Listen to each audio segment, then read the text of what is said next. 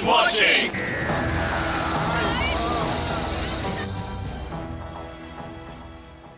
Hello! Hello! Hi. What is this? We have not just kidnapped a child, this is our editor. Yeah, that's right, for Halloween we've managed to drag him in front of the cat. We thought something truly terrifying. Yeah. Anyway, Child-sized man. we're gonna take you through some of the, in our opinion, scariest moments in Doctor Who. The first moment that I'm going to be talking about is not from Doctor Who, it's from Torchwood. And it's... oh my god. And now, I watched... It's from Miracle Day. And I watched Miracle Day, and I didn't really remember much of it until I went back and watched it again. I did a rewatch. But the bit I remember that has stuck with me for... I mean, whenever that came out, 2011... So it's stuck with me for nearly 10 years, is the bit where Vera gets locked in the oven and burnt to death.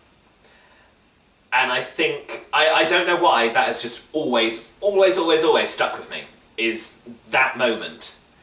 I think it's the bloke who runs, because they're basically concentration camps, basically. So the bloke who runs the camp, he's completely mental.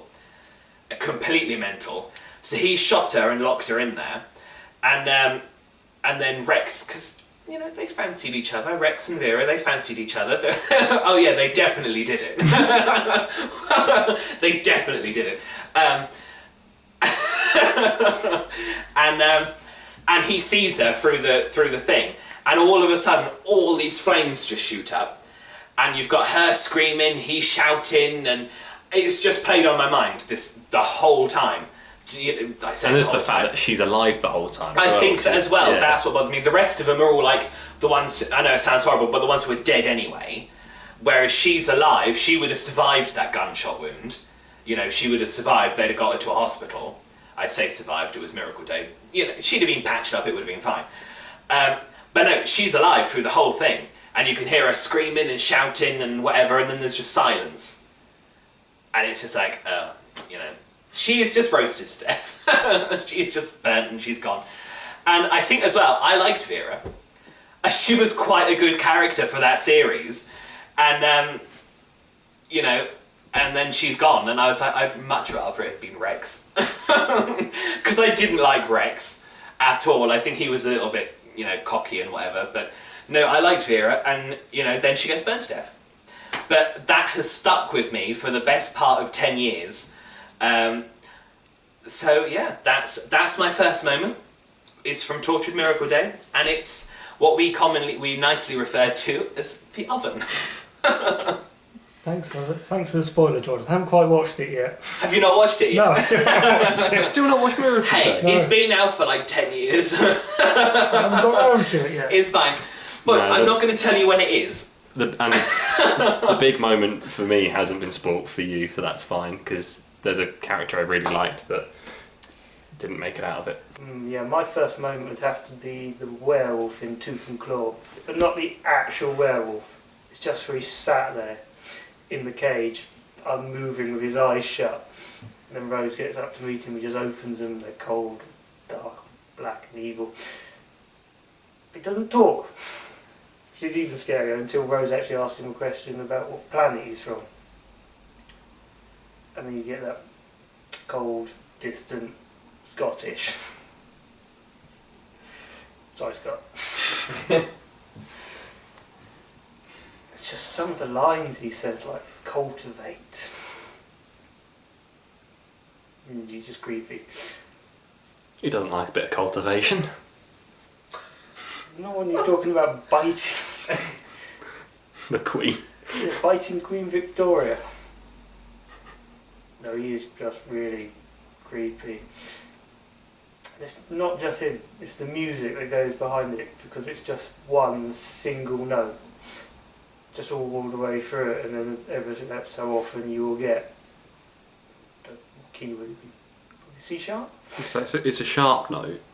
That's why it's quite so, and it's a high sharp. Go with an A. I know an A is a high. If you know in the comments, please let us know. That'd be interesting. My first moment I very nearly mentioned it in our last video, but I remembered it was coming up here, is the bit in The Empty Child where they're in his room and, you know, you can just hear in the background the and Mummy, and the doctor's going off when he's talking, and he's like, I think it's Jack's like, what's that noise? The doctor's like, it's the end of the tape. Ran out 2 minutes ago. And, you know, the child was just stood there. Oh God, that's, yeah, that moment's creepy. And you notice it on the rewatch, just the clicking. You don't notice it the first time. It's not a noise I heard the first time. It's only because they mention, you know, he mentions it and you're like, oh yeah, you know that's just that clicking. Yeah. Because the scene is so intense. Yeah. And that's also the moment when you find out quite what this child is. And yeah, I find that just the knowledge of the tape being what it is. Oh God. Yeah. They were so, and how distracted they were. They were so close to. Yeah, I like the bit beforehand where he just goes, I said the most powerful thing in the room. This is in its room. Yeah, I love that. Yeah, it's good. Goes from comedic to incredibly scary. Yeah, old Muffet. You know, when he wasn't running the show, he used to balance scary and funny on a knife, like quite a few horror movies tend to. You know, the horror comedies do. Like You're Next. If you're a horror fan and you've not seen You're Next, watch that because that's phenomenal. Because I haven't seen it. I'll lend it to you. This is the tangent you needed. Anyway, that clicking moment, that's brilliant. Right. My second moment would have to be Torchwood again, along with Jordan's theme of Torchwood. I think there are a lot of scary Torchwood moments in that. I think I'm the only one that doesn't. It's the Torchwood moment. It's because Torchwood's more adult. You would expect it to be scarier. Yeah. It's not the actual 4, 5, 6 themselves, it's when the bloke goes into the cloud of death, I shall call it. And it's just like, and he just keeps getting closer and closer, and this thing that you never see is just unmoving and just gets closer and closer, and then you just see this slime 10-year-old boy with a mask on its face, and he freaks the out. And the alien then freaks the out. It's the bit where he opened his eyes for me on that moment. I think that's the bit it's a bit of a jumpy moment, isn't it? And then it's made all the more terrifying on the rewatch when you find out why he's got them. Yeah, that bit. Yeah. Why do you want the children? Because they taste good. It's not the actual line, is it? They feel good. Because they feel good. Yeah. Especially as up to that point, you think that they're doing something else with them. Yeah, you don't think that they're you don't think that or they're like eating drugs them or something. Yeah. But it's literally they just want them to get high. That's the. Oh. Yeah, really. My second moment might not be as scary for many other people, and the rest of the episode was not the scariest, but the giant spiders in arachnids in the UK. I don't like spiders. Hey, they are scary things, okay? And proper makes my skin crawl. The first time when you see that big one just sort of coming down from the ceiling, and then it just you hear the thud as it touches the floor. You're like, no, thank you, nobody, nope. And then later on, when there's that massive one that smashes out of the bath and drags that guy, I was like, oh god, this is proper terrifying stuff. But it's a terrible story, but the CGI is very good. Oh my god, very well realised.